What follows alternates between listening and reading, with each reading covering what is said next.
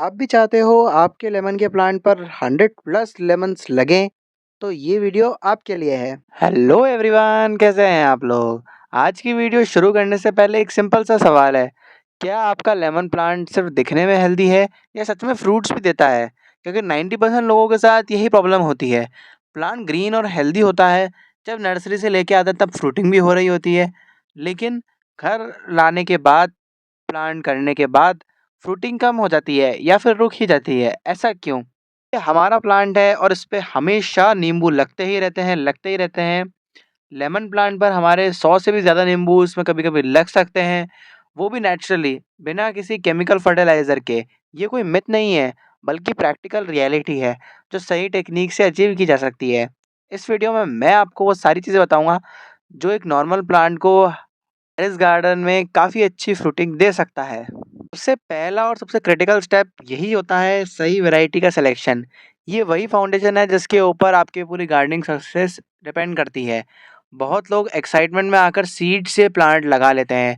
देखिए दोस्तों, लेमन का प्लांट अगर आपने सीड से लगाया हुआ है, तो वो 5 से 6 साल बाद फ्रूटिंग देगा या फिर बहुत ही लेट देगा। में सीड ग्रोन प्लांट जो होता है वो अच्छा ग्रो भी करता है, बट बाद में ग्रोन प्लांट जो होते हैं वो फ्रूटिंग अच्छी नहीं दे पाते। मतलब आपको पता नहीं कि फ्यूचर में वो प्लांट किस टाइप का फ्रूट देगा, साइज़, टेस्ट, क्वांटिटी कैसी होगी। जो हमारा ये वाला प्लांट है, इसमें अच्छा फ्रूटिंग भी मिलता है, क्योंकि ये एयर लेयर प्लांट है और बारहमासी कागज़ी प्लांट है। वैरायटी का नाम बारहमासी कागज़ी लेमन है। इसका एडवांटेज ये है, इसकी खासियत ये है कि ये साल भर फ्रूट्स देता रहता है, मतलब कंटिन्यूअस हार्वेस्टिंग। कागज़ी नींबू का टेस्ट और जूस क्वालिटी बहुत अच्छी होती है। अब बात करते हैं परफेक्ट सॉइल मिक्स कैसा रहता है। ये सही नहीं है तो आप चाहे कितनी भी केयर कर लो, प्लांट अपना फुल पोटेंशियल नहीं दिखा पाएगा। सबसे पहले पॉट साइज। लेमन प्लांट को स्पेस चाहिए होता है, मिनिमम 12 से 15 इंचेस का पॉट तो होना ही चाहिए। लेकिन अगर आप बम्पर फ्रूटिंग चाहते हो तो 18 से 20 इंचेस के पॉट में लगाओ, उसमें ही अच्छी फ्रूटिंग देता है। छोटा पॉट रूट्स को रेस्ट्रिक्ट करता है। जब रूट्स ग्रो नहीं कर पाती तो प्लांट की एनर्जी लिमिटेड हो जाती है और डायरेक्टली इसका इफेक्ट फ्रूटिंग पर पड़ता है। अब सॉइल मिक्स, ये एक परफेक्ट बैलेंस होना चाहिए ड्रेनेज और न्यूट्रिशन का। गार्डन सॉइल प्लांट को सपोर्ट देता है, वर्मी कंपोस्ट न्यूट्रिएंट्स प्रोवाइड करता है और सैंड और कोकोपीट ड्रेनेज को मेंटेन करता है। अगर सॉइल हैवी होगी तो पानी होल्ड करेगी, तो रूट सफोकेट हो जाएगी। और जैसा आप जानते हैं, लेमन प्लांट को रूट सफोकेट होना पसंद नहीं होता। आप थोड़ा इसमें नीम खली मिला सकते हैं, बोन मील पाउडर भी ऐड कर सकते हैं अच्छी फ्रूटिंग के लिए। सनलाइट एक ऐसी चीज़ है दोस्तों, जिसे आप इग्नोर नहीं कर सकते। ये कोई ऑप्शनल फैक्टर नहीं है, ये एक मैंडेटरी है। लेमन प्लांट को मिनिमम 6 से 8 घंटे की डायरेक्ट सनलाइट चाहिए होती है। अगर आपका प्लांट शेडेड एरिया में है, तो वो सिर्फ सर्वाइव ही करेगा, अच्छे से ग्रो नहीं कर पाएगा। फोटोसिंथेसिस एक प्रोसेस है जिसमें प्लांट सनलाइट की एनर्जी को कन्वर्ट करता है। ये एनर्जी फ्लावर्स और फ्रूट्स बनाने में यूज़ होती है। जितनी ज़्यादा सनलाइट, उतना स्ट्रॉन्ग प्लांट, उतनी ही ज़्यादा फ्लावरिंग, और जितनी ज़्यादा फ्लावरिंग होगी, उतनी ज़्यादा फ्रूटिंग का चांसेस बढ़ेंगे। बालकनी गार्डनिंग में सबसे बड़ा चैलेंज सनलाइट का ही होता है दोस्तों। अगर आप बालकनी में गार्डनिंग करते हैं, आपके पास लिमिटेड लाइट है, तो आपको प्लांट को अच्छी जगह पे रखना ज़रूरी है। एक बार प्लांट को अच्छी जगह मिल जाए, फिर उसको वहाँ स्टेबल रहने दो। फ्रीक्वेंट शिफ्टिंग से प्लांट स्ट्रेस में चला जाता है और फ्लावरिंग डिस्टर्ब हो जाती है दोस्तों। वाटरिंग सबसे ज़रूरी। वाटरिंग एक आर्ट है दोस्तों, और इसको समझना बहुत ही ज़रूरी है प्लांट्स के लिए। ज़्यादा पानी देना उतना ही हार्मफुल होता है जितना कि कम पानी देना। लेमन प्लांट को सॉगी सॉइल बिल्कुल पसंद नहीं है। रूट्स को ऑक्सीजन भी चाहिए होता है, सिर्फ पानी नहीं। जब आप ओवर वाटरिंग करते हो तो सॉइल के पोर्स वाटर से फिल हो जाते हैं और रूट सफोकेट हो जाती है। इससे रूट रॉट स्टार्ट हो जाता है। रूट डैमेज होने पर प्लांट न्यूट्रिएंट्स एब्जॉर्ब नहीं कर पाता और रिजल्ट होता है फ्लावर ड्रॉप और ज़ीरो फ्रूटिंग। ओवर वाटरिंग से दोस्तों हमें हमारे प्लांट को बचाना है। लेमन प्लांट को बिल्कुल भी ओवर वाटरिंग पसंद नहीं है। बेस्ट मेथड ये है, आप फिंगर टेस्ट कर सकते हैं। मिट्टी में उंगली डालकर अगर आप चेक करें, अगर ऊपर से मिट्टी ड्राई लगे तभी पानी देना है, वरना वेट करना है। सीज़न के हिसाब से वाटरिंग एडजस्ट करना है। समर में थोड़ा फ्रीक्वेंट, विंटर में कम। कंसिस्टेंट और कंट्रोल वाटरिंग ही एक हेल्दी प्लांट को प्रोडक्टिव बनाता है दोस्तों। ये आपको ध्यान रखना है। फर्टिलाइज़र दोस्तों आपको इसमें कंटिन्यूअसली डालते रहने हैं। कंटिन्यूअसली कैसे? हर 15 से 20 दिन में एक बार।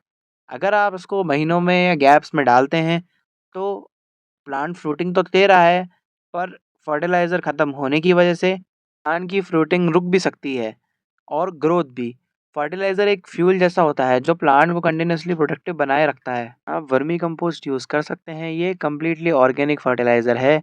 इसमें माइक्रो और मैक्रो न्यूट्रिएंट्स दोनों होते हैं। हर 15 से 20 दिन में इसे देना एक आइडियल प्रैक्टिस है। मस्टर्ड केक लिक्विड एक पावरफुल टॉनिक है। इसको देना हमेशा डाइल्यूट करके ही, डायरेक्ट यूज़ करने से रूट्स बर्न हो सकती है। बनाना पील फर्टिलाइज़र भी आप यूज़ कर सकते हैं, जो कि पोटेशियम का अच्छा सोर्स है। ये फ्लावरिंग और फ्रूटिंग में दोनों में बूस्ट अप करेगा दोस्तों। रेगुलर फीडिंग से प्लांट कभी न्यूट्रिएंट डेफिशिएंट नहीं होता है और इसी वजह से कंटिन्यूअसली फ्रूट्स देता ही रहता है। प्रूनिंग प्रूनिंग एक स्ट्रैटेजिक स्टेप है। ये सिर्फ कटिंग नहीं है दोस्तों, बल्कि प्लांट को एक सही डायरेक्शन देना है। डेड ब्रांचेस प्लांट की एनर्जी वेस्ट कर देते हैं। डिजीज ब्रांचेस जो होती है, इन्फेक्शन स्प्रेड करती है। इन्हें रिमूव करना बहुत ज़रूरी है। इनमें अनक्राउडेड ब्रांचेस जो होती है, वो एयर फ्लो को ब्लॉक कर देती है, जिससे फंगस और पेस्ट का अटैक बढ़ जाता है और प्लांट के अंदर फंगस और इंसेक्ट्स हो जाते हैं काफ़ी सारे। ओपन कैनोपी स्ट्रक्चर सबसे बेस्ट होता है। उसे मेंटेन करने से सनलाइट हर लीफ तक पहुंचती है। ये डायरेक्टली फोटोसिंथेसिस और फ्रूटिंग में हेल्प करता है। इससे पेस्ट का अटैक भी कम हो जाता है। प्रूनिंग से न्यू ग्रोथ स्टिमुलेट होती है और न्यू ग्रोथ पर ही ज़्यादा फ्लावर्स आते हैं। ये एक ऐसा स्टेप है जो डायरेक्टली आपकी फ्रूटिंग को डबल तक ले जा सकता है, अगर सही तरीके से किया जाए तो। फ्लावरिंग स्टेज सबसे सेंसिटिव स्टेज होती है। यहाँ पर थोड़ी-सी भी गलती आपके सारे फ्लावर्स गिरा सकती है। इस स्टेज पर प्लांट को स्टेबिलिटी चाहिए होती है, आपको उसकी रूटीन डिस्टर्ब नहीं करनी है। लाइट वाटरिंग रखो, ज़्यादा पानी फ्लावर्स को वीक बना देता है। नाइट्रोजन अवॉइड करना क्योंकि वो वेजिटेटिव ग्रोथ बढ़ाता है। Potassium is king at this stage. ये फ्लावर्स को फ्रूट्स में कन्वर्ट करने में बहुत हेल्प करता है दोस्तों। अगर आप चाहते हो तो आप हैंड पॉलिनेशन ट्राई कर सकते हो वो इंडोर प्लांट्स के लिए। ये स्टेज कंट्रोल कर लिया तो आपका सक्सेस ऑलमोस्ट गारंटीड है। आपको सबसे ज़्यादा फ्रूट्स मिलने वाले हैं। गार्डनिंग में सक्सेस सिर्फ चीज़ें करने से नहीं, गलतियों से बचने में भी होती है। ओवर फर्टिलाइजिंग एक कॉमन मिस्टेक है।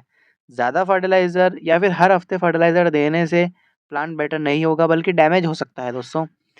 अगर आप कम सनलाइट भी देते हैं तो वो भी एक साइलेंट किलर होता है प्लांट के लिए। प्लांट ग्रो करेगा लेकिन कभी फ्रूट देगा ही नहीं, क्योंकि प्लांट को बहुत ज़्यादा सनलाइट चाहिए होती है फ्रूट्स बनाने के लिए।